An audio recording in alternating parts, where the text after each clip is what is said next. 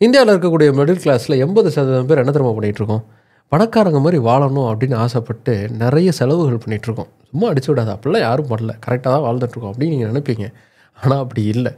நம்ம பணக்காரங்க மாதிரி வாழணும்னு நினச்சி கூட பண்ணல, நம்ம கொஞ்சம் லக்ஸுரியாக வாழணும்பா, நல்ல ஒரு வசதியோடு இருக்கணும் அப்படின்னு யோசித்து நமக்கு தெரியாமலே நிறைய செலவுகளை பண்ணிகிட்ருக்கோம்.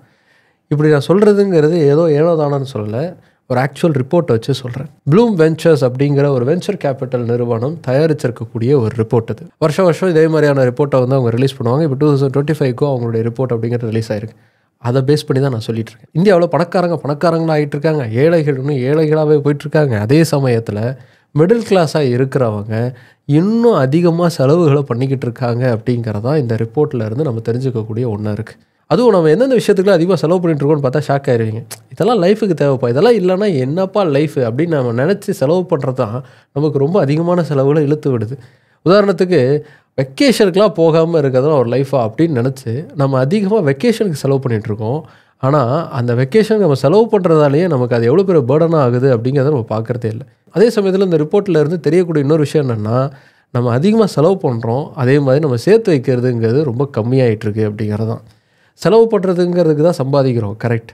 ஆனால் அப்படி செலவு பண்ணுறதை தாண்டி சேர்த்து வைக்கணும் அப்படிங்கிறது ரொம்ப ரொம்ப முக்கியமான ஒன்று. அதை நம்ம எங்கேயோ தொலைச்சிட்டோம். இப்படி சேர்த்து வைக்கணும் அப்படின்னு யோசிச்சாலே எஃப்டிலையும் இன்ட்ரெஸ்ட் கம்மி, ஆர்டியில் இன்ட்ரெஸ்ட் கம்மி, தங்க வேலை எங்கேயோ போயிட்டுருக்கு, அப்புறம் எங்கேருந்து சேர்த்து வைக்கிறது அப்படின்னு ஒரு டவுட்டுங்கிறது நம்ம வந்துக்கிட்டே இருக்கும். சரி, இன்வெஸ்ட் பண்ணலாம் அப்படின்னு யோசிச்சா இன்வெஸ்ட் பண்ணுறதுக்கு ஒரு பயம் இருக்கும். இன்வெஸ்ட் பண்ணால் பணம் சேஃபாக இருக்குமா, திருப்பி வந்துருமா, ஒரு மாதிரி இருக்கே, நம்பலாமா வேணாமாங்கிற மாதிரியான ஒரு டவுட்டுங்கிறது இருக்கும். சேஃபாக ரிட்டர்ன் தர்ற மாதிரி ஏதாவது ஒரு நல்ல இன்வெஸ்ட்மெண்ட் இருக்கான்னு தேடிக்கிட்டே இருப்போம்.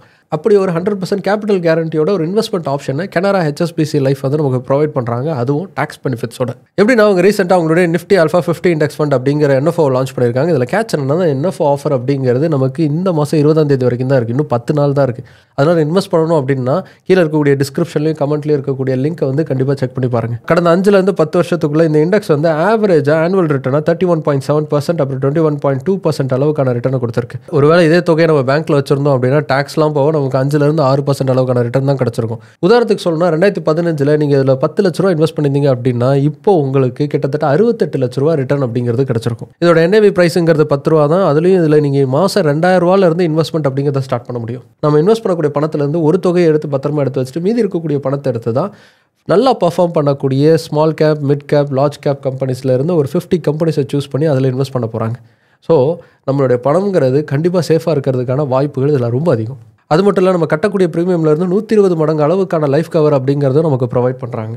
அதே மாதிரி நம்ம வருஷத்துக்கு 2.5 லட்ச ரூபா வரைக்கும் பண்ணக்கூடிய இன்வெஸ்ட்மெண்ட்டுக்கு டாக்ஸ் அப்படிங்கிறது சுத்தமாக கிடையாது. ப்ளஸ் நீங்கள் ஒரு 80,000 இருந்தீங்கன்னா கூட இதில் இன்வெஸ்ட்மெண்ட் அப்படிங்கிறத பண்ண முடியும். மாதம் 18,000 ரூபா கட்டுறீங்க அப்படின்னா உங்களுக்கு கிட்டத்தட்ட 2 கோடி ரூபா அளவுக்கான ரிட்டர்ன் வரதுக்கான வாய்ப்புகள் இருக்குது. மறந்துடாதீங்க, இவ்வளோ பெனிஃபிட்ஸோடு இருக்கக்கூடிய இந்த என்எஃப்ஓவில் இன்வெஸ்ட் பண்ணுறதுக்கான கடைசி வாய்ப்பு அப்படிங்கிறது ஏப்ரல் 20ஆம் தேதி வரைக்கும் தான். அதுக்கப்புறமா இது கிடையாது, இன்னும் 10 நாள் தான் இருக்குது. அதனால் இந்த இன்வெஸ்ட்மெண்ட்டில் இன்வெஸ்ட் பண்ணுறதுக்கான லிங்க்குங்கிறத கீழே டிஸ்கிரிப்ஷன்லையும் கமெண்ட்டில் பின் பண்ணியிருக்கோம். செக் பண்ணி பார்த்து ஃபுல்லாக டீட்டெயிலாக படித்து தெரிஞ்சுக்கிட்டு உங்களுக்கான ஒரு இன்வெஸ்ட்மெண்ட் அப்படிங்கிறத கண்டிப்பாக ஸ்டார்ட் பண்ணிவிடுங்க. பொதுவாகவே இந்தியாவில் பணக்காரங்களாக இருக்கக்கூடிய 10% தான் அதிகமாக பணக்காரங்களாக ஆகிட்டு இருக்காங்க. அவங்களுக்கு தான் எல்லா செல்வமும் போயிட்டுருக்கு அப்படிங்கிறது நமக்கு நல்லாவே தெரியும்.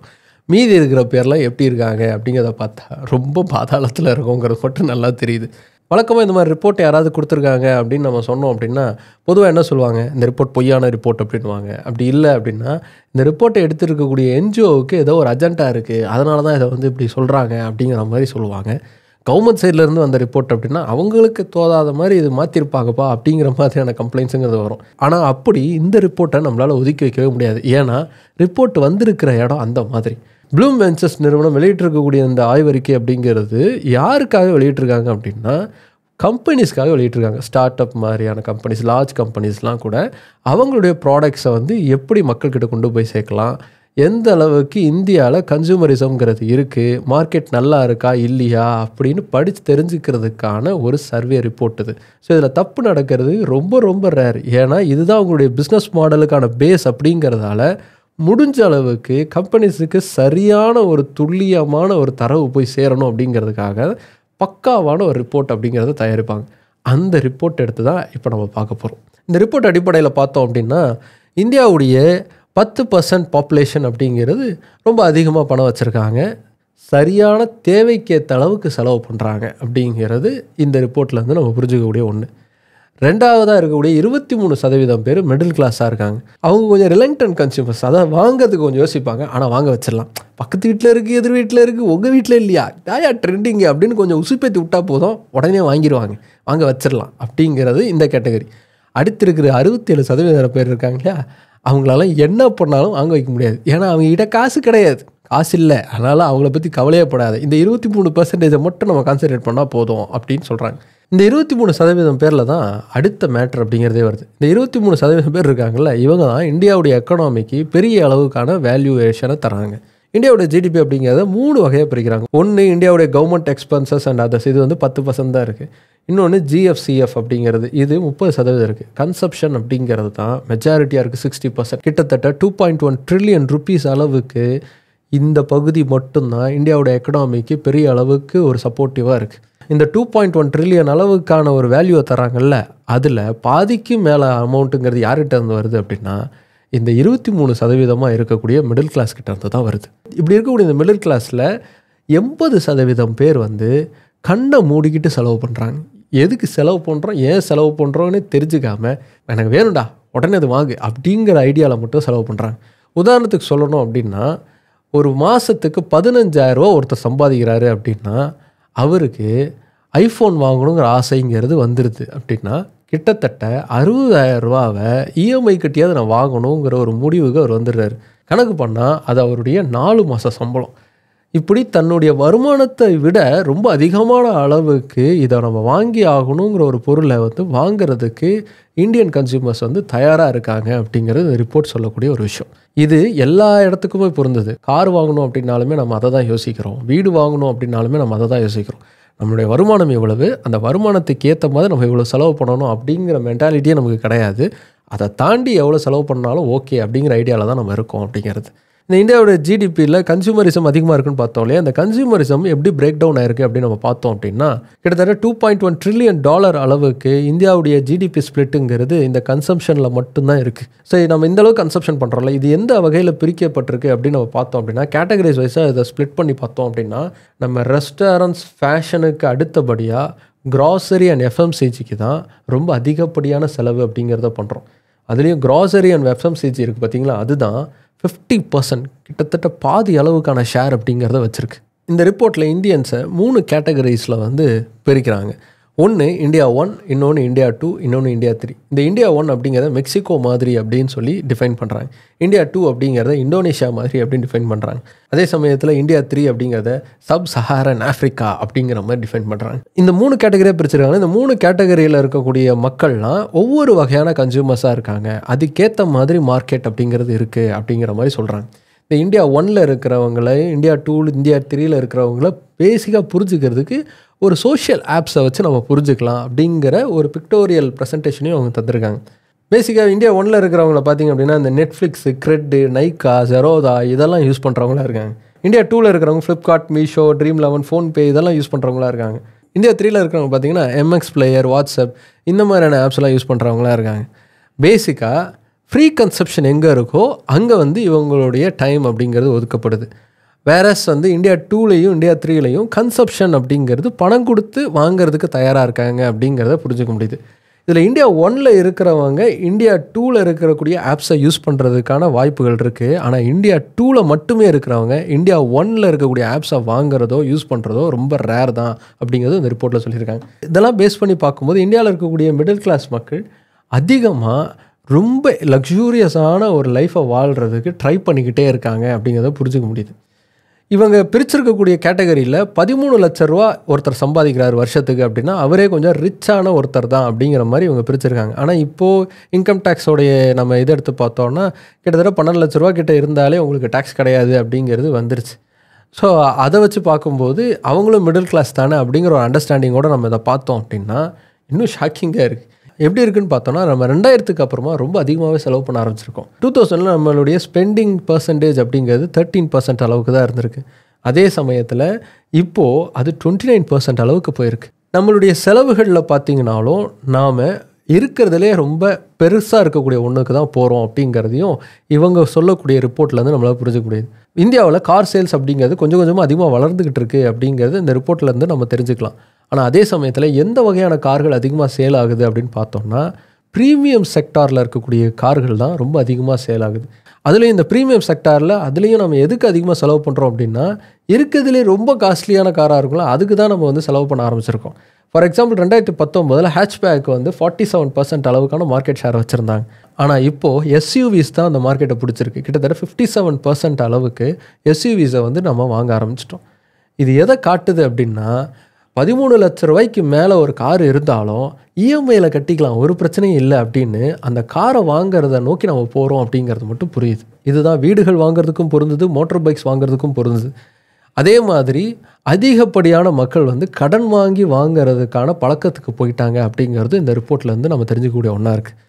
இந்த கடன் வாங்குறதுங்கிறது ரொம்ப ஷார்ட் பஸ்டராக இருக்குது. அதாவது வெறும் 20,000 ரூபாயிலிருந்து 1 லட்ச ரூபா வரைக்குமான கடன்களை வந்து அதிகமான அளவுக்கு நாம் வாங்க ஆரம்பிச்சிருக்கோம். இந்த கடன்கள் எல்லாமே நிறைய லோன் ஆப்ஸ்கள் மூலமாக ஈஸியாக மக்களுக்கு கிடைக்கக்கூடிய சூழலுங்கிறது வந்ததால் அதில் அதிகமாக வந்து வாங்க ஆரம்பிச்சிருக்காங்க. அதுதான் இன்னும் பிரச்சனையை உருவாக்குது. அவங்களால திருப்பி கட்ட முடியாத சூழல் வரும்போது அது அவங்களுடைய ஹராஸ்மெண்ட்டுக்கே போகுது அப்படிங்கிறது இந்த ரிப்போர்ட்லேருந்து நம்மளால் புரிஞ்சுக்க முடியுது. அதுலேயே இந்த ரிப்போர்ட்டில் என்ன சொல்கிறாங்க அப்படின்னா இந்தியர்களுடைய சேவிங்ஸ் அப்படிங்கிறது குறைய ஆரம்பிச்சிருக்கு. அதாவது 2010லலாம் பார்த்தீங்கன்னா ஹவுஸ் ஹோல்ட் சேவிங்ஸ் அப்படிங்கிறது 80%லேருந்து இப்போ 60% அளவுக்கு குறைஞ்சிருச்சு. ஏன் இது 60% அளவுக்கு குறைஞ்சிருக்கு அப்படின்னா பர்சனல் சேவிங்ஸ் இருக்குல்ல அது ரொம்ப குறைஞ்சிருக்கு. 10% அளவுக்கான சேவிங்ஸுங்கிறது முன்னாடி இருந்திருக்கு, இப்போ அது 5%க்கு கீழே போக ஆரம்பிச்சிருச்சு. அதனால தான் ஹவுஸ் ஹோல்ட் சேவிங்ஸும் நமக்கு குறைய ஆரம்பிச்சிருக்கு. ஏன்னா அதிகமான அளவுக்கு செலவுகளை வந்து இந்தியர்கள் பண்ண ஆரம்பிச்சிருக்காங்க அப்படிங்கிறது இந்த ரிப்போர்ட்டில் இருந்து சொல்லக்கூடிய ஒரு விஷயம். அதே மாதிரி இந்தியர்களுடைய செலவுகள் அதிகமாக எஃப்எம்சிஜி மாதிரியான விஷயங்களில் தான் இருக்குது அப்படின்னு நம்ம பார்த்தோம் இல்லையா. இப்படி ஃபுட்டுக்கு அதிகமாக செலவு பண்ணுறதுங்கிறது நம்மளுடைய குணத்திலே ஒன்றா இருக்குது, ரைட்டு. இப்படி ஃபுட்டை தாண்டி வேறு எதுக்கெலாம் செலவு பண்ணுறோம் அப்படின்னு பார்த்தோம்னா 10 வருஷத்துக்கு முன்னாடி நம்ம எதுக்கு அதிகமாக செலவு பண்ணியிருக்கோம்னா எஜுகேஷனுக்கு அதிகமாக செலவு பண்ணியிருக்கோம். அது நம்மளுடைய அத்தியாவசிய தேவை, அதுக்கு நம்ம செலவு பண்ணி தான் ஆகணும்னு சொல்லி ஒரு கோச்சிங் கிளாஸ் வந்து எவ்வளோ அதிகமான ஃபீஸாக இருந்தாலும் சரி நம்ம அதுக்கு செலவு பண்ணுறதுக்கு தயாராக இருந்தோம். ஆனால் இப்போ நிலைமை எப்படி மாறி இருக்கு அப்படின்னா எங்கேயாவது வெக்கேஷனுக்கு போகணும், ட்ரிப்பு போகணும், ஒரு 5 நாள் ட்ரிப்பு போயிட்டு வந்தால் தான் ரிலாக்ஸ்டாக இருக்குங்கிற மைண்ட் செட்டுக்கு மாறிட்டோம். இதனால் இந்தியாவில் டூரிசம்ங்கிறது அதிகமாக இருக்குது, அதுக்கான எக்ஸ்பென்சஸ்ங்கிறது அதிகமாக இருக்குது அப்படிங்கிறதும் இந்த ரிப்போர்ட்லேருந்து நம்மளால் புரிஞ்சுக்க முடியுது. ஸோ முன்னாடி நம்ம 3 மாதத்துக்கு ஒரு தடவை, 6 மாதத்துக்கு ஒரு தடவை, வருஷத்துக்கு ஒரு தடவை போன ட்ரிப் பிளான்லாம் இப்போ வாரத்துக்கு ஒன்றா மாறி இருக்குது. ட்ரிப் பிளான் அப்படின்னா நீங்கள் ஏதோ ஒரு இடத்துக்கு போகிறோம், அந்த இடத்துல தான் செலவு பண்ணுறோம் அப்படின்னு மட்டும் யோசிக்காதீங்க. ட்ராவலில் போகக்கூடிய அது டிக்கெட் ஃபேராக இருக்கலாம், சாப்பிடக்கூடிய ஹோட்டல்ஸாக இருக்கலாம், தங்கக்கூடிய ஹோட்டல்ஸாக இருக்கலாம், அங்கே போய் நம்ம செலவு பண்ணக்கூடிய விஷயங்களாக இருக்கலாம். இது எல்லாத்துலேயுமே அதிகமான அளவுக்கு இன்கம்ங்கிறது வர ஆரம்பிச்சிருக்கு. அதே சமயத்தில் நம்ம சைட்லேருந்து எக்ஸ்பென்சஸ் அப்படிங்கிறது போக ஆரம்பிச்சிருக்கு. கிரெடிட் கார்ட்ஸ் அப்படிங்கிறத யூஸ் பண்ணி நம்ம பொருட்களை வாங்குறதையோ இல்லை அதுக்கான ஒரு செலவு பண்ணுறதையோ நாம் ஒரு கடன் வாங்கி செலவு பண்ணுறோங்கிற ஒரு மென்டாலிட்டியே நமக்கு இல்லை. நம்ம நம்மளுடைய பணத்தை இருந்தால் செலவு பண்ணிகிட்ருக்கோங்கிற ஒரு மைண்ட் செட்டோட தான் நம்ம செலவுகளை பண்ண ஆரம்பிச்சிருக்கோம். அதனால் நம்மளுடைய சக்திக்கு மீறி நம்ம செலவு பண்ணி அதுக்கப்புறமா அதை அடைக்கிறதுக்காக ரொம்ப திணற ஆரம்பிச்சிருக்கோம். இதை தாண்டி நமக்கு இருக்கக்கூடிய ப்ரையாரிட்டிஸுங்கிற லிஸ்ட் எடுத்து பார்த்தோம் அப்படின்னா அதுலேயும் நிறைய சிக்கல்கள் இருக்குது. நம்ம ப்ரையாரிட்டி அப்படின்னு நம்ம நினைக்கிறது எல்லாமே நமக்கு தேவையில்லாத ஒன்று தான் இருக்குது. இந்தியாவில் கோல்ட் ப்ளே கான்சர்ட்டுக்கான டிக்கெட்டு எனக்கு கிடைக்குதில்ல உனக்கு கிடைக்கல அப்படின்னு சொல்லி போட்டி போட்டு வாங்கியிருக்காங்க. அது ஒவ்வொரு டிக்கெட்டுடைய விலையும் எங்கேயோ இருந்திருக்கு. அவ்வளோ காசு கொடுத்து டிக்கெட்டை வாங்குறதுக்கு இந்தியர்கள் போட்டி போட்டிருக்காங்க. அது கடன் வாங்கியாவது அந்த கான்சர்ட்டுக்கு போயிடணுங்கிற மைண்ட் செட்டில் இருந்திருக்காங்க. இதுதான் ஐபிஎல் போட்டிகளுக்குமே நடக்கக்கூடிய ஒன்றா இருக்குது. இது எல்லாத்தையும் விட இந்த ரிப்போர்ட்டில் இருந்து ஒரு முக்கியமான விஷயம் என்ன தெரிய வருது அப்படின்னா இந்தியர்களுடைய சம்பாத்தியம் அப்படிங்கிறது ரொம்ப ரொம்ப குறைவாக இருக்குது அப்படிங்கிறது. அதாவது ரொம்ப கம்மியான அளவுக்கு சம்பளம் கொடுத்து வேலை வாங்கக்கூடிய நாடுகளில் முதல் 10 இடங்களுக்குள்ளே தான் நம்ம இருக்கோம் அப்படிங்கிறத இந்த ரிப்போர்ட்டுக்கு அப்புறமா அனலைஸ் பண்ணும்போது புரிஞ்சுக்க முடியுது.